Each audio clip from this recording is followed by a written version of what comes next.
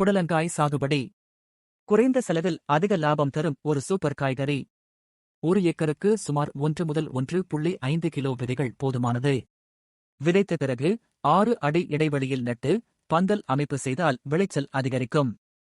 Trip நீர்ப்பாசனம் பயன்படுத்தினால் தண்ணீர் சேமிப்பும் வளர்ச்சியும் சிறப்பாக இருக்கும். சுமார் 60 முதல் 70 நாட்களில் அறுவடை தொடங்கலாம்.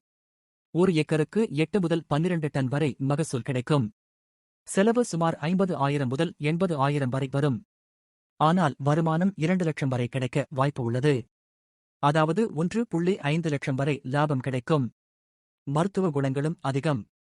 புடலங்காய் உடல் சூட்டை குறைக்கும், சர்க்கரை நோயை கட்டுப்படுத்த உதவும், செரிமானத்தை மேம்படுத்தும். அதனால் விவசாயத்தில் லாபம் தேடுகிறீர்களா? புடலங்காய் சாகுபடி ஒரு சிறந்த தேர்வு. இப்போதே தொடங்குங்கள்.